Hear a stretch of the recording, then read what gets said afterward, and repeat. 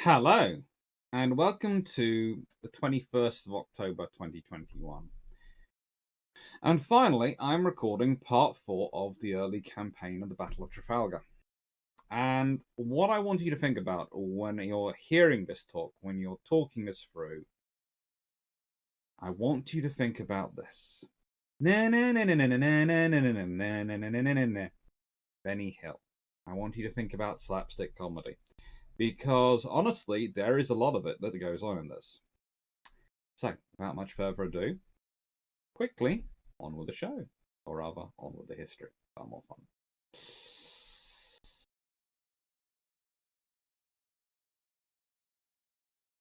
Now, the situation in 1805 is fluid.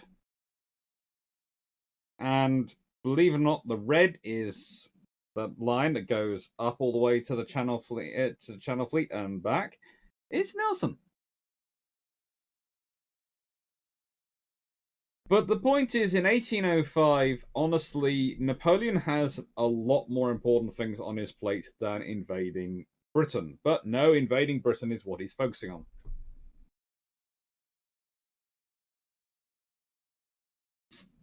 There are Royal Navy squadrons everywhere. There is Nelson and a squadron sitting outside Toulon going, hello. There are picket squadrons at pretty much every French, every Spanish, every potentially quite big harbour watching.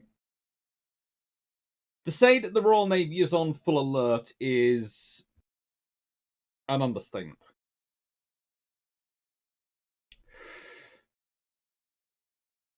To say that they are being warmed up and prepared for what they're going to have to do is also an understatement. Everything the Royal Navy can do is being done.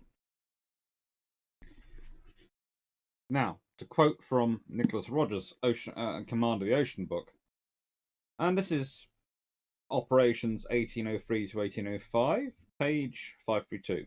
The Spanish declaration of war in December 1804 transformed Napoleon's strategic calculations, doubling his fleet to 102 ships of the line, against 83 British in seagoing condition. Moreover, though Napoleon would certainly not have admitted it, the quality of the Spanish Navy was in several respects, especially the professional caliber of its officers, clearly superior to that of the French. The promising French officers brought forward by the Jacobin government 10 years before had been got rid of and replaced by former noblemen, experienced but demoralized and cynical, who were prepared to serve as the emperor's lackeys. Vice Admiral Latouche Treville, the last of Napoleon's senior officers with a mind of his own, died commanding the Toulon fleet in August 1804. Remember what I discussed about Dubois and the fact that Villeneuve is sent down to replace him. After that, the French Navy was dominated by the Quarteron d'Abecoeur, the Nile Quartet as they were known, Decrès, Bru, Garmont, and Villeneuve, all men indelibly associated with the catastrophe of 1798, who could be relied upon not to offend the imperial ears with unwelcome troops. Even before the Spanish fleet was available, Napoleon was planning operations. In July 1804, Latouche Treville was to take the Toulon fleet via Rochefort and Cherbourg to Boulogne. This plan was cancelled on the admiral's death. It was followed by no fewer than 8 major plans involving the coordinated movements of many fleets, ordered in the 12 months between September 1804 and September 1805. All of them addressed the central problem of Napoleon's naval strategy. The fleets available to him were superior in total numbers, but divided between Toulon, Cartagena, Cadiz, Ferrol, Rochefort, Brest, and Texel. The first essential was, therefore, to unite all, or as many as possible, these squadrons. All Napoleon's plans had certain features in common. They assumed that blockade squadrons would be able to escape at a moment of the emperor's choosing, make a long sea passages at high speed to very precise timetables. They assumed that wind, sea, and tide would obey his requirements. They assumed that the enemy would do nothing and understand nothing, or only those things which suited Napoleon's convenience. Finally, these plans had one more factor in common. Each was cancelled before the orders for the previous one had been carried out or even received. The result was progressively deepening confusion, with different squadrons attempting to conform to different plans at the same time, and the Emperor himself, who had no assailable staff and used Decrès as a mere secretary, growing muddled and careless. Napoleon's third scheme of 1804 was the first which generated actual operations. It called for the Toulon fleet, now commanded by Villeneuve, to cruise to South America and the Caribbean, where it would meet the Rochefort squadron and return to French Channel ports. The British blockading squadrons would meanwhile have been decoyed to the West Indies or somewhere else, leaving the coast clear. On the 11th of January 1805, in very bad weather, Rear Admiral Messé succeeded in getting out of Rochefort with 4 ships of the line and 3,500 troops, setting course for the West Indies in accordance with his plan. On the 14th, Villeneuve sailed from Toulon, and 2 days later, unknown to either of them, Napoleon cancelled the plan. In the Mediterranean, Nelson fell back on Sicily, essential positions to block the way to length. Once assured by his cruisers that the French had not gone westward, Napoleon swept around the whole base on the eastern Mediterranean to be sure they had not gone past him in that direction. Back at Malta on the 19th of February, he learnt Villeneuve, damaged by weather, had returned to Toulon. As soon as he was back in port, Villeneuve wrote to Decrès asking to resign his command. I should like to point out to you that about all one can expect from a career in the French Navy today is shame and confusion. Under no circumstances do I intend to become the laughing stock of Europe by being involved in further disasters. I really believe your admiral does not know how to command, Napoleon wrote privately to General Lauriston, commanding the troops embarked, whom he used as a sort of military commissar or shadow commander-in-chief, with orders constantly to renew our admiral's energy and resolution to carry things through, without allowing things to be deterred as easily as they usually are. But Napoleon Decrès did not have, and clearly did not really want, an admiral of spirit to command the fleet, and Villeneuve himself was ordered to remain.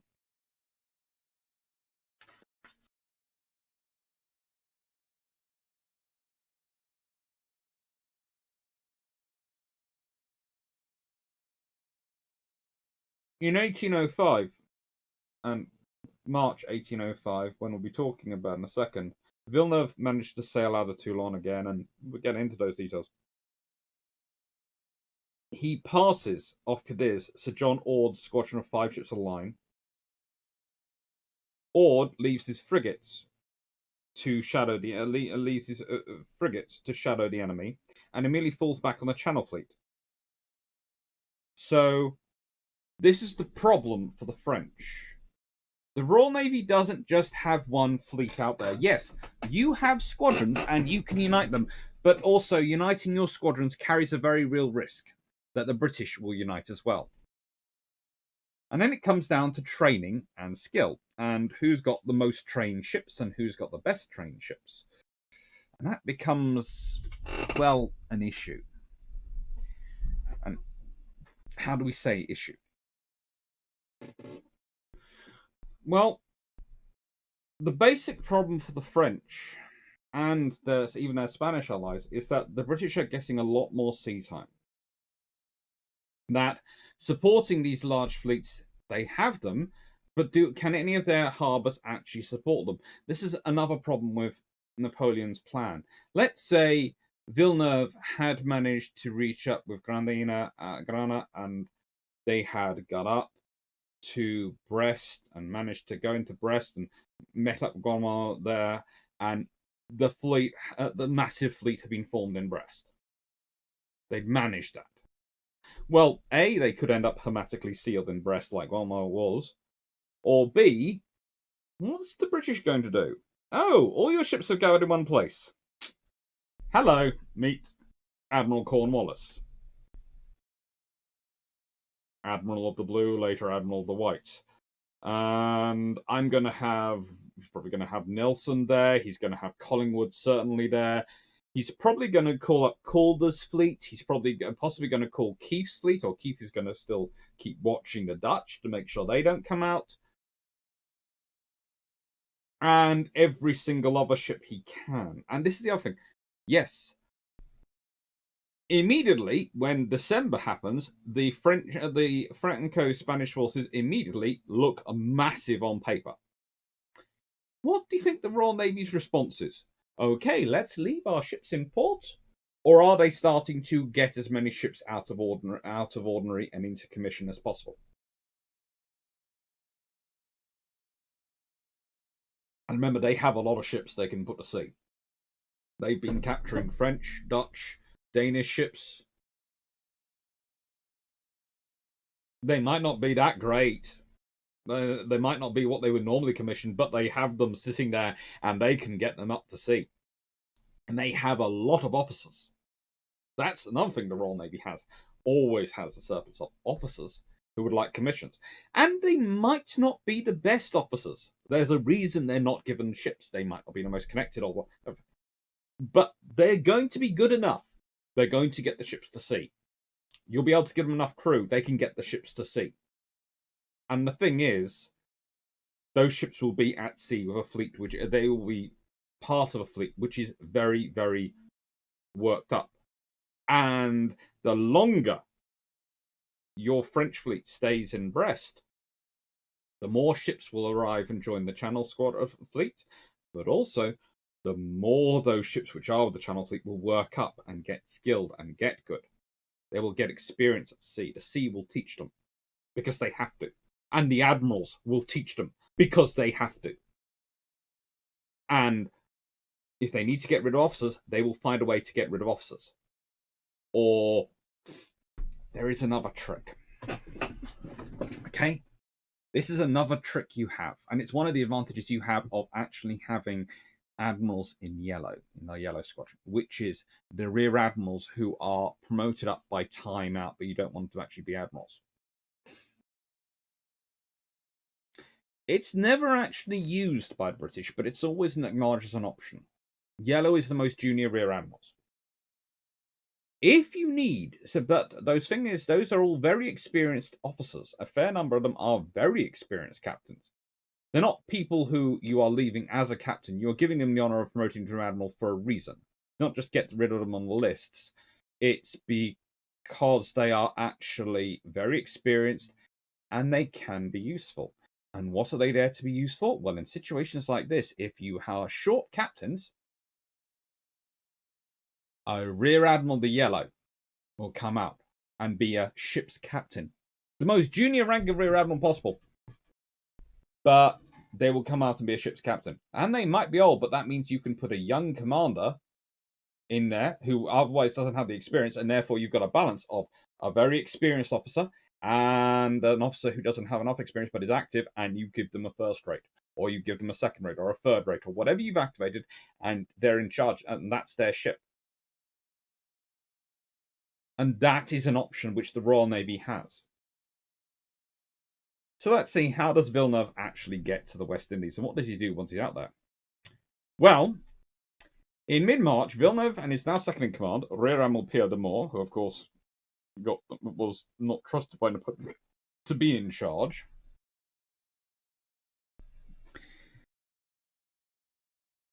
heard that Nelson had been spotted near Barcelona. And so they started going, oh, we can get out, we can get out. And this is the trouble. Nelson here is trying to be smart. And this is where the slapstick comedy really starts to begin. Because Nelson has set up a very cunning plan. It's quite simple. And really, no capable thinking for themselves admiral should fall for this. But Villeneuve does. Okay? This is why Gradina should have been in charge. But we'll leave that to one side. The plan is this. I will sail to one channel and make sure I'm seen off the Spanish coast. And then I will disappear. And they'll presume I'm loitering in that channel, but I will go to the other channel. They will avoid that channel because they haven't heard me there. They've heard from the Spanish, I'm there. So they will come down and come straight towards me.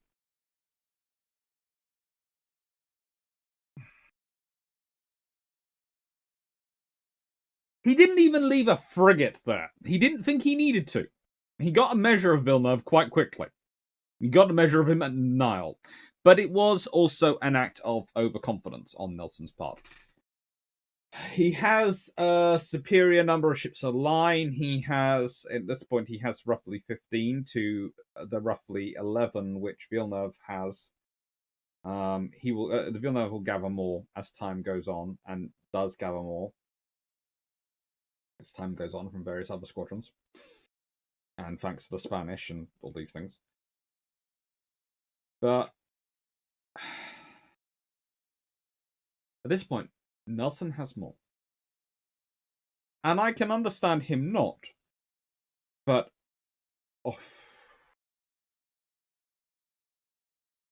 An admiral who was, let's say, less supremely confident in how much smarter he was than his opponent might have said, well, I outnumber him quite heavily, so I could put one of my ships of the line, maybe a couple of frigates, in this channel and make sure they're still sailing up. Maybe make them visible occasionally on the coast, so they're sure I'm there.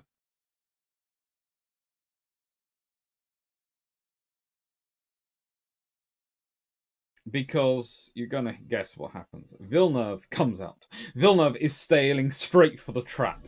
And you can almost imagine Nelson is sitting there salivating, going, come to me, come to me. Thinking, yes, you're going to fall for it.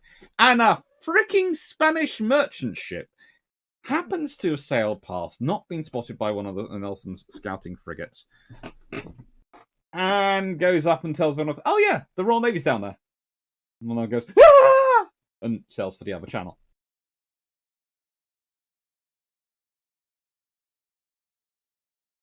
And please note, I'm going to sound like I'm being rude occasionally about Villeneuve, but as I said earlier, he'd asked to be removed from command. He doesn't think he himself is suited to be in the commander's position. He's in a terrible position. He's got ships where instead of relying on sailors to go up to the top sails and do the work of top sails, he's having to use officers doing that. He has got soldiers parked on his ships who pretty much have orders to, well, deal with any officers who they don't consider sufficiently loyal to the Emperor and sufficiently loyal to the mission. He's in a nightmare position, one you never want to be in, and he's doing his best. He really is. And it just gets worse because he does get past. He manages to drop the frigates. Nelson has left frigates to watch him, and that was Nelson's part. That was his part of his plan. He had 2 frigates watching him. But the trouble is, he gets and manages to lose them. And on the 1st of April, that's before he's told by the Spanish merchant where Nelson was. And so he turns west, passing to the west of the Balearic Islands, and manages to avoid Nelson and goes to Cartagena. At Cartagena, he doesn't find any more orders, but he also doesn't find any Spanish ships there. He basically, this is the fun thing of Villeneuve. This is another reason I find him a bit. I will make fun of Villeneuve because Villeneuve turns up in Cartagena and basically goes, "You will follow me." And the Spanish officers go, "Well, A, I outrank you. B, I've had no orders from my government to follow you. And C, you're you. You're famous for escaping from the Battle of the Nile by running away from your colleagues. I don't really feel the love of following you."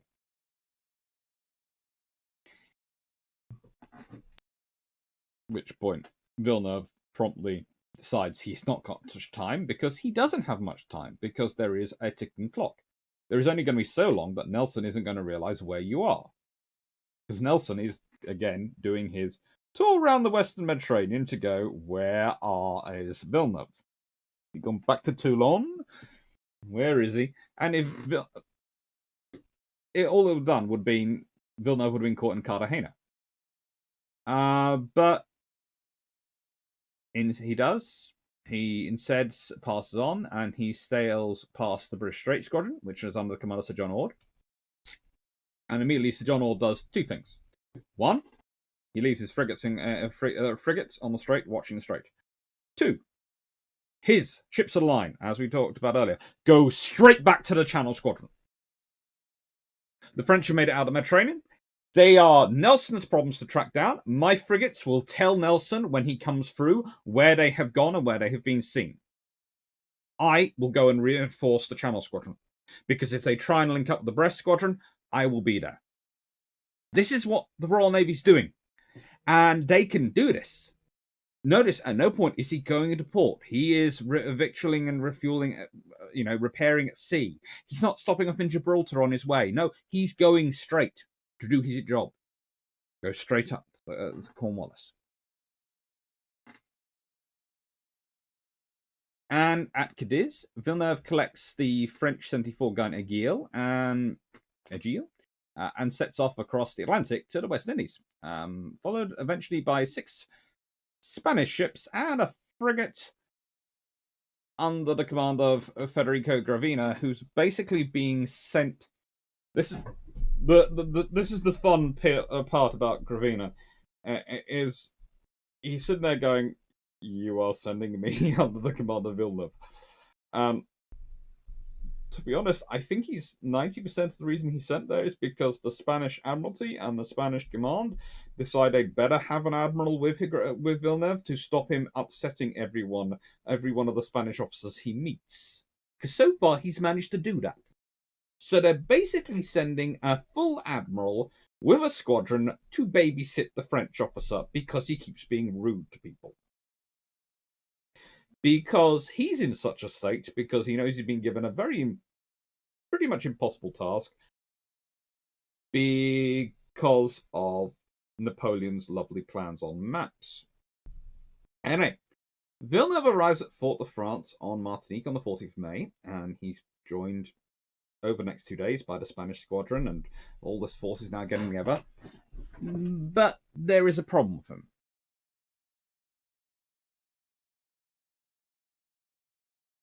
He's awaiting the arrival of Gautama, who was still sitting blocked in Brest, and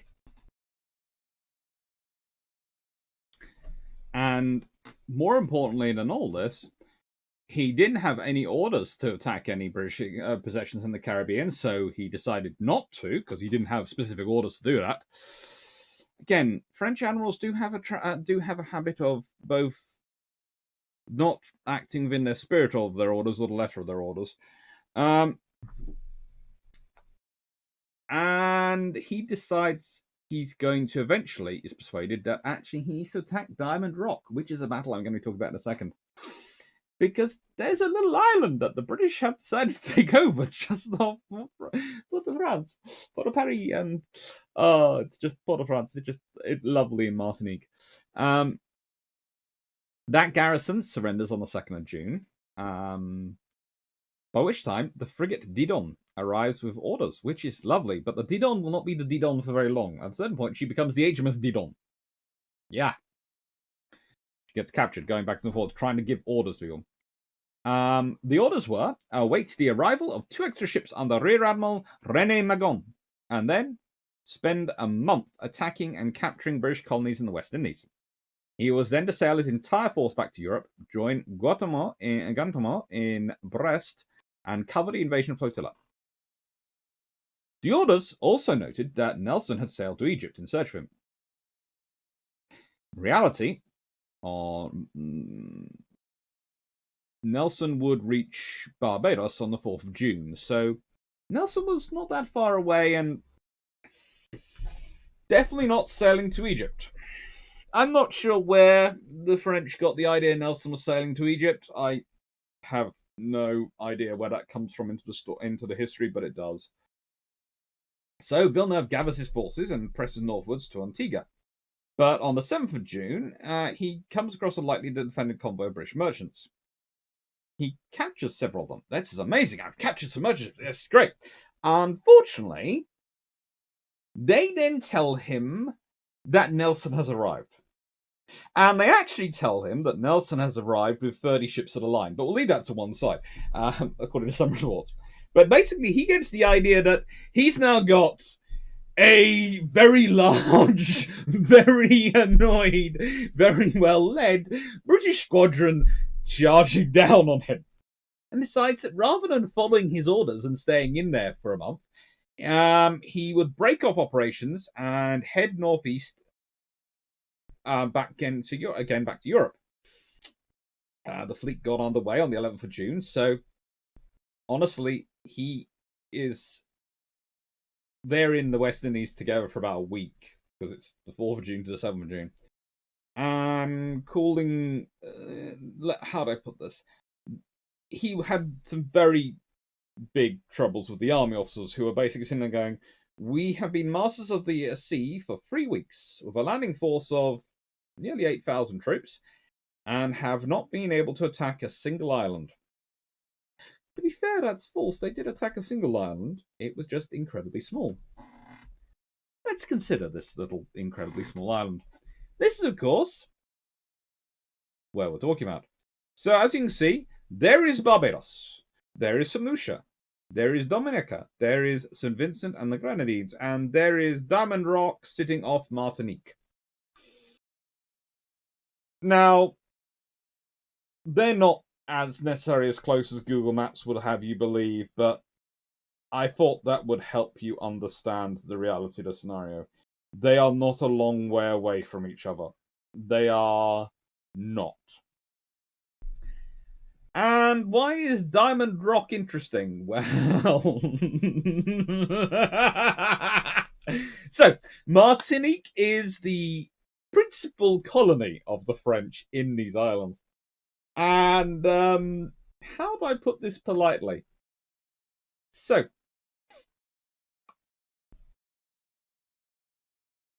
the Royal Navy had realised this was the principal rock, and of course they don't have as many ships they like. They like more, but they never have money. So they come with their own unique way of keeping a blockade and a watch on the port of France.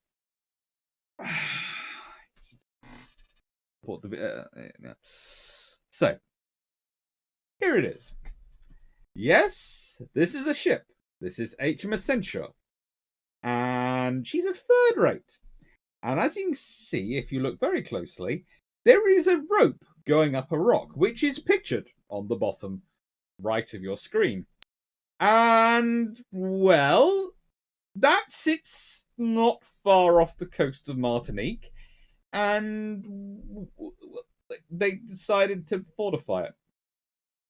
And it's Fort de France. And, well, Lieutenant Maurice, having succeeded in scrambling up the side of the rock and fastened one end of an 8-inch hawser to a pinnacle, the vial block was converted into a traveller, with a purchase block lashed thereto and the other end of the hawser set up as a jackstay around the Centure's main mast. The gun being slung to the vial, the purchase full was brought to the capstern. In this manner, the desired object was effected in the course of a week, during which time Lieutenant Maurice and the working party on shore suffered most dreadfully from excessive heat and fatigue, being constantly exposed to the sun and frequently obliged to lower themselves down over the immense precipice to attend the ascent of guns and bear them off from the innumerable projections against which they swung whenever the ship took a sheer. If you're getting an idea of what happened, basically, the British decided to set up, or rather a very specific officer, Samuel Hood, Captain Samuel Hood, Commodore Samuel Hood, in January 1804. And basically, he took his own flagship, HMS Centurion,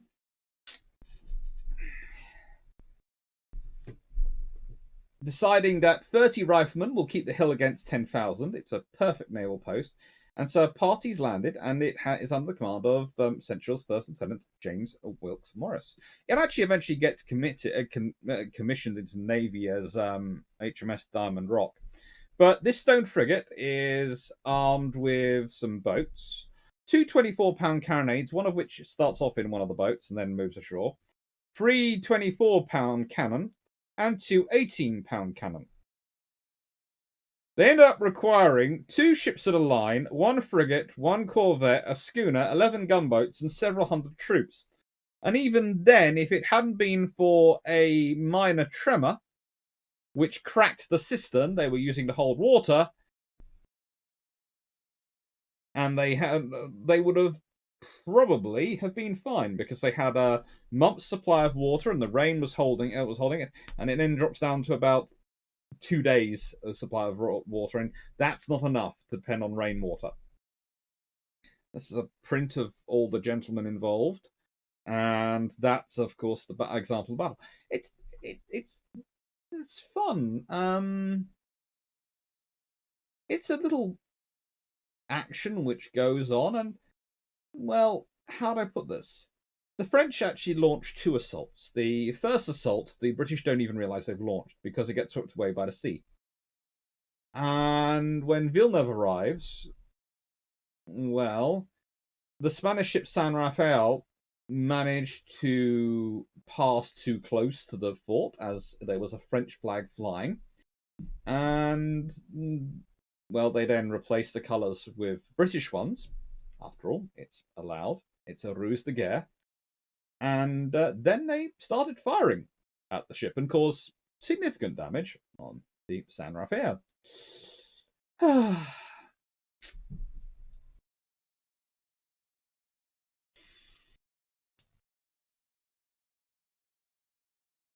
Eventually, Villeneuve, as I said, does take part and does decide to actually deal something about us.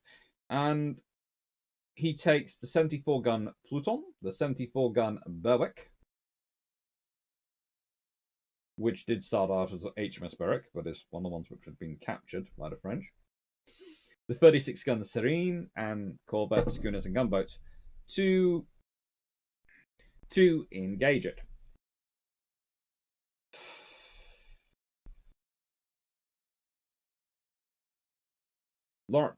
Maurice, the lieutenant in charge, decides, well, he can't defend the lower stages, so spikes the guns covering the landing stage, scuttles the launch, and withdraws his forces to defend the upper levels. 4 Spanish gunboats from the ships Rafael, Agnota, España, and Ferme supported the attack, and a Spanish gunboat was the first to disembark troops on the rock under fire from British positions because the French gunboats got lost. Cosmo began an intense, that's the French officer put in charge, intense bombardment while the infantry forced their way on the landing stage, which was great. They've won the landing stage. They've lost 3 gunboats and 2 rowing boats full of soldiers as they did so. However, they had no scaling ladders. And they were forced to pretty much besiege the British forces in the upper levels, who they couldn't reach, couldn't fire at, and who could fire down on them whenever they liked, which is how Maurice had planned it. So, on the 2nd of June, Maurice opens negotiations because his ammunition's exhausted, his water supplies are currently short, and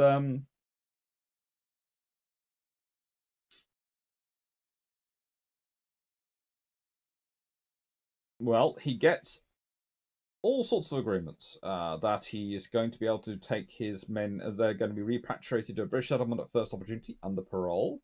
The officers will retain their swords, and the men would remain under their orders, so they couldn't be split up. All sorts of because they want him out, basically. The British had lost 2 men and 2 men killed and 1 wounded in the battle.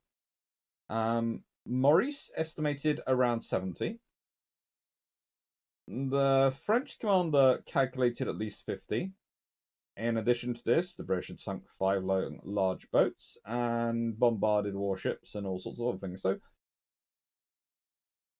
they had fun.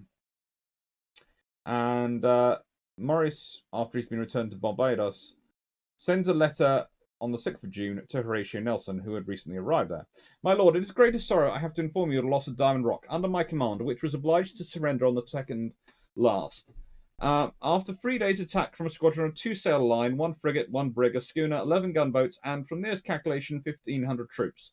The want of ammunition and water was the sole occasion of its unfortunate loss. Our losses were only 2 killed and 1 wounded. The enemy, from the nearest account I've been able to obtain, lost on shore 30 killed and 40 wounded. They also lost 3 gunboats and 2 rowing boats.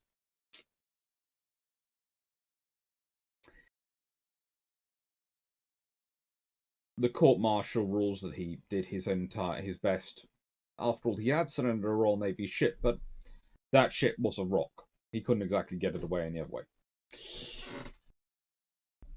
Anyway, Nelson in the West Indies. Let's talk about him. After being alerted to the French Department of Toulon and failing to make contact with them, was reduced to combing the area with his frigates. If I didn't use them.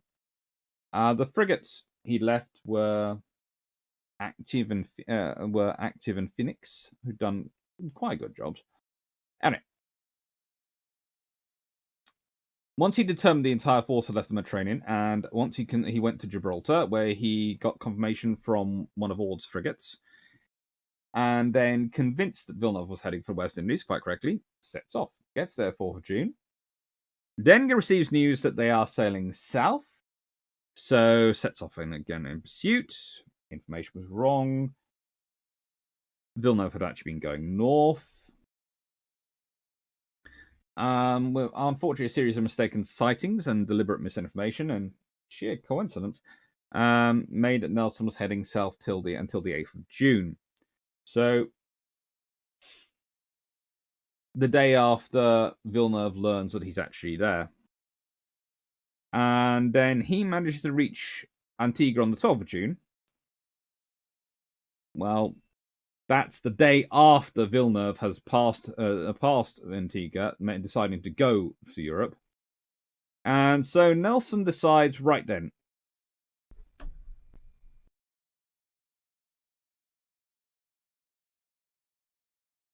if he's going anywhere, he's going back to the Mediterranean. And the reason Nelson believes he's going back to the Mediterranean is because if he goes north, well, there's the Channel Fleet, which has been reinforced by Ord, and yes, he can get into Brest, but if he gets into Brest, he'll then be stuck in Brest for a bit, because it never cooperates getting in and out. So if he goes to there, there's a good chance, and this is what Nelson actually does, Nelson will be able to reinforce the Channel Squadron after he's checked the Mediterranean. If he goes through the Mediterranean, he could cause trouble for the Allies in the Mediterranean. So Nelson has to go cover the Mediterranean first, which is why he absolutely charges across the Atlantic. And he reaches Gibraltar quite on the 19th of July. So a little over a month later, he learns the combined fleet had not passed through the Mediterranean, and immediately then sails up to the Channel Fleet to join the Channel Fleet under Cornwallis, and then takes victory into Portsmouth, which she needs to be victualled and watered. Villeneuve was actually heading for Ferrol, which is a nice port, but not really that great. The trouble is, Villeneuve will not have much success getting to Ferrol, because the Royal Navy hears he's coming. And guess what? There's already a fleet there. Yes, there is. It's under Robert Calder.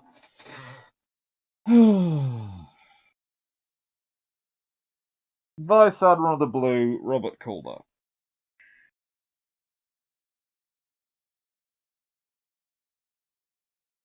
He is blockading Ferrol and Rochefort, and they're ordered that the French are coming. So there's only certain places they can come into.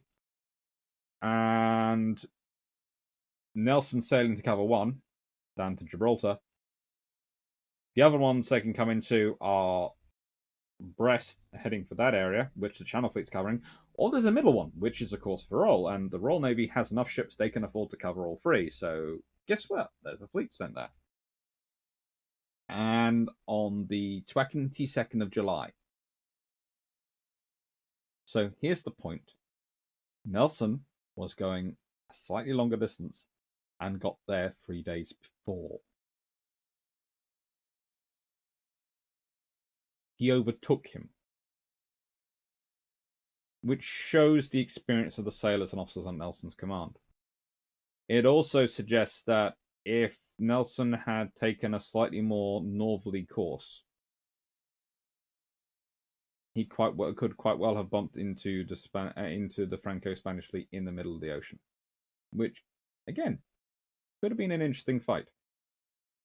It would have been a very interesting fight if Nelson had ended up at Cape Finisterre and had met Calder's fleet as well there, because Nelson would have assumed command in any battle, because Nelson's the senior admiral. Nelson is a vice admiral of the White. And we might then be talking about a battle where it's Nelson and Calder, because Collingwood's not around this point. Collingwood is up with the Channel Fleet. The battle takes place in the late afternoon of the 22nd of July. The fleets sighted each other at 1100 hours, but they don't actually manage to engage for a little over 6 hours. And then the battle is opened by, appropriately enough, HMS Hero under Captain Admiral Alan Garner. And the battle becomes a melee, but really it's a melee which is centered around several points. There is HMS Malta, an 80-gun second-rate ship with a second-rate vessel line, which gets surrounded by 5 Spanish ships. Now, this means in any other world, any other scenario, she should have been annihilated. She's 5-on-1. She fights her way out and actually ends up capturing 2 Spanish ships in the process.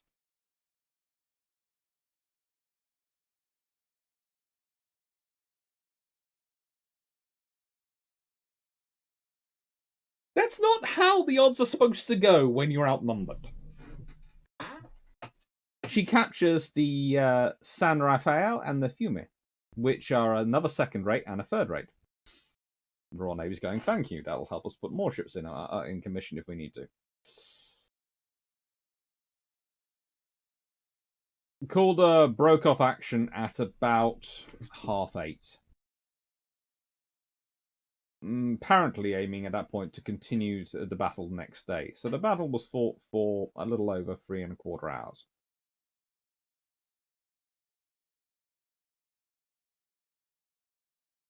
It's not the longest battle, but the fact is that even though he's calling off the battle, ships are continuing to fire at each other for at least until 10-ish. There are different factors. There are some people which say another hour, and that's roughly the consensus one. But there are some ship accounts which go on, say they're firing until about 10 o'clock, so that would be an hour and a half. On 23rd of July, the fleets were quite far apart, 17 miles apart, and Calder is unwilling to attack a second time. Now, he says this is because he's outnumbered.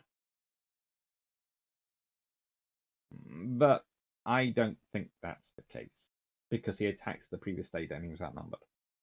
But he has got a damaged ship, Windsor Castle, and he's also got Malta with her prizes. So he's got 2 fat prizes, which means he can show it as a victory, definitely. He can pull the victory. He's captured 2 enemy ships alive. He's damaged others. He's got damaged ships himself. He's happy with what he's done. He doesn't think he needs to do anymore. Villeneuve report also says that he was planning to attack, but a light breeze prevented him from doing so. A light breeze. I'm just imagining St. Vincent's face if an admiral reported to him, there was a light breeze which prevented me from getting close enough to the enemy to attack them. But the reality is, with the quality and the sailing skills of his fleet, and especially if they've just been bashed up in a battle, I can actually consider that a legitimate reason. Because Villeneuve hasn't got the fleet that the Royal Navy has. This is the first thing you have to do. I am not saying the French fleet are terrible or the worst sailors ever. They're not. They are not practiced. They are not as experienced. They're not as sea-honed as their British counterparts. The British counterparts can perform feats in the water under sail, which the French counterparts just can't, because they have a higher base level of experience to work from.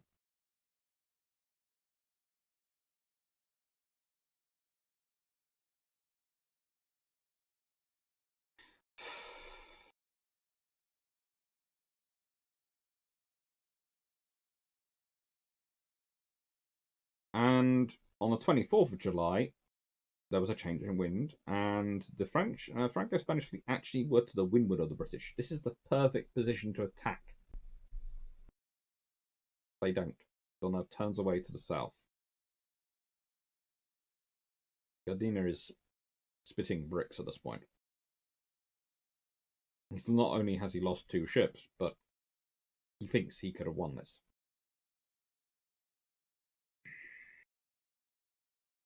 I don't know whether he could have won it, but I think it would have been a far more even battle, Gardiner versus Calder, than Calder versus Villeneuve. And I think you might have had a loss for the British. You might have. It's not a certainty, but Calder is not as good an admiral. However, the damage taken by the fleet, even in a win, would have been far greater. And the odds are a frigate races south to find Nelson, who's down at Gibraltar area, and he would be racing up. So even if you win, the odds are very quickly your slowed and delayed fleet getting home has a bump in with Nelson and his squadron. At which point you may or may not lose a lot more ships. Because, yeah, he's not going to stop. Nelson is not the type of commander. In a nice way, Collingwood, Cornwallis, the Royal Navy has a fair number of admirals going around this point who are not the type of commanders who are going to stop. Their view is total victory or not at all. Everything is for the total victory. And this ends up with where we are now.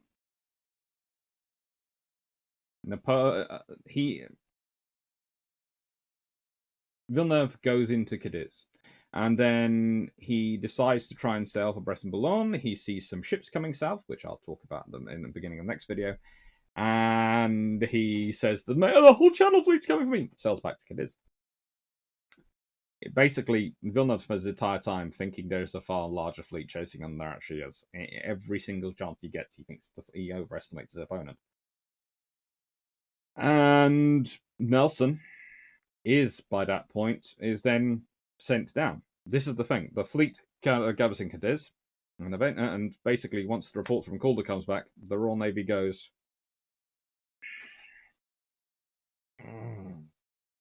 okay, we'll send one of our attack dogs down there, and we'll send another attack dog down with him, so he doesn't have to have that one as his second in command.